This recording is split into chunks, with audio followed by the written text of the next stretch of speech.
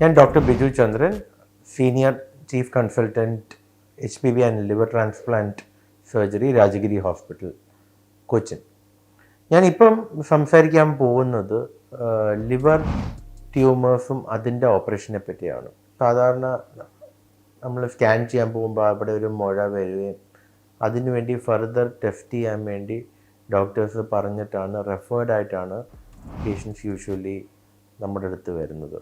മിക്കപ്പോഴും ഇങ്ങനത്തെ മുഴകൾ വലിയ കുഴപ്പം ഇല്ലാത്ത മുഴകൾ തന്നെയായിരിക്കും. അത് നമ്മൾ അൾട്രാസൗണ്ടിലായിരിക്കും യൂഷ്വലി ഡയഗ്നോസ് ചെയ്യുന്നത്. പക്ഷേ CT സ്കാനിലാണെങ്കിൽ നമ്മൾ കൺഫേം ചെയ്ത് അത് എന്ത് ടൈപ്പ് ഓഫ് മുഴയാണെന്നും അത് കാരണം നമുക്ക് ബയോപ്സി ചെയ്യണോ വേണ്ടയോ എന്നും അതിൻ്റെ കറസ്പോണ്ടിങ് ബ്ലഡ് പാരാമീറ്റേഴ്സ് നോക്കിയിട്ട് നമ്മൾ തീരുമാനിക്കും അത് നീക്കം ചെയ്യേണ്ടതാണോ അല്ലയോ എന്നുള്ളത്.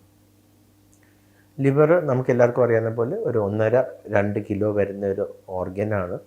അപ്പം അതിനകത്തുനിന്ന് നമ്മൾ ഒരു മുഴ നീക്കം ചെയ്യുക എന്ന് പറയുന്ന ഒരു കോംപ്ലക്സ് പ്രൊസീജിയറാണ്. കാരണം ലിവറിൽ നിന്ന് മുഴയെടുത്ത് മാറ്റുമ്പോൾ നമുക്ക് മുഴ കംപ്ലീറ്റ്ലി മാറണം.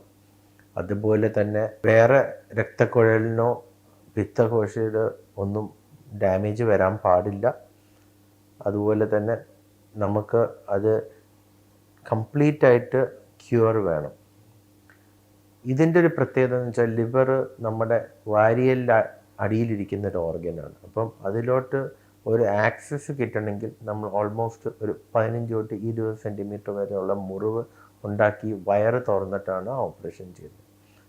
ഇപ്പോഴത്തെ ലേറ്റസ്റ്റ് മെത്തേഡിൽ നമ്മൾ എല്ലാവരും കേട്ടിട്ടുള്ള കൂട്ട് കീഹോൾ ഓപ്പറേഷൻ, ലാപ്രോസ്കോപ്പിക് സർജറി, അതല്ല റോബോട്ടിക് സർജറി വഴി നമ്മൾ ഈ മുഴകളിനെ നീക്കം ചെയ്യും.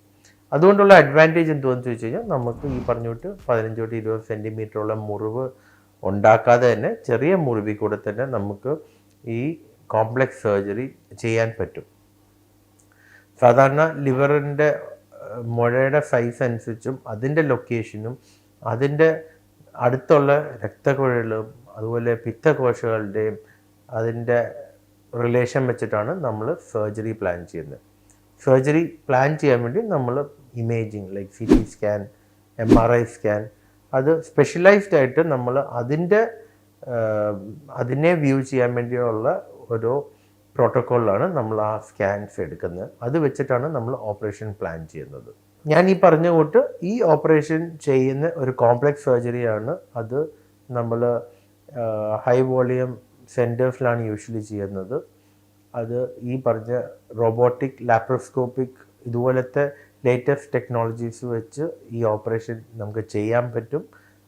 അതുകൊണ്ടുള്ള ഗുണം എന്ന് വെച്ച് കഴിഞ്ഞാൽ നമുക്ക് വയറ് തുറന്ന് ഓപ്പറേഷൻ ചെയ്യുന്നതുകൊണ്ടുള്ള റിക്കവറി ഫേസ് കുറവായിരിക്കും, മുറിവിൻ്റെ സൈസ് കുറവായിരിക്കും, അത് കാരണമുള്ള വേദന കുറവായിരിക്കും, മുറിവ് ഹീലാവാനുള്ള സാധ്യത കൂടുതലാണ്. അതുപോലെ തന്നെ നമുക്ക് ആശുപത്രിയിൽ നിന്ന് നേരത്തെ ഡിസ്ചാർജ് ആവാൻ പറ്റും, തിരിച്ച് നമ്മുടെ നോർമൽ ലൈഫിലോട്ട് എത്രയും വേഗം പോകാൻ പറ്റും. ഈ മുഴകൾ നീക്കം ചെയ്ത് നമ്മൾ ബയോപ്സിക്ക് വിടുമ്പം ചിലപ്പം ഈ മുഴകൾ വലിയ കുഴപ്പമില്ലാത്ത മുഴകളായിട്ട് വരും. അതല്ല, ചിലപ്പം അത് ട്യൂമർ അല്ലെങ്കിൽ ക്യാൻസർ എന്ന് പറയുന്ന പോലത്തെ മുഴകളാണെങ്കിൽ അതിൻ്റെ തുടർ ചികിത്സ വേണ്ടി വരാം. യൂഷ്വലി ഇതിൻ്റെ റിക്കവറി എന്ന് വെച്ചാൽ ഒരു 7 to 10 days ആയിരിക്കും. അതിനകത്ത് 1-2 ദിവസം ICU കിടക്കേണ്ടി വരും. ബാക്കി ഒരു 4-5 ദിവസം നമ്മൾ വാർഡിൽ കിടക്കേണ്ടി വരും. ആൻഡ് യൂഷ്വലി 2 വീക്സിൻ്റെ ഉള്ളിൽ ബാക്ക് ടു നോർമൽ ആയിരിക്കും. വിത്തിൻ 3 വീക്സ് തിരിച്ച് ജോലിക്ക് പോകാൻ പറ്റും. അത് അഗെയിൻ നമ്മൾ കീഹോൾ സർജറി ചെയ്യുമ്പം ഇതിൻ്റെ സമയം ഫർദർ കുറയും. ഓപ്പൺ സർജറിക്ക് ഈ 3 to 4 വീക്സ് എടുക്കും. അത് കംപ്ലീറ്റ്ലി ഹീലായി നമുക്ക് ഒരു നോർമൽ ലൈഫിലോട്ട് തിരിച്ചെത്താൻ.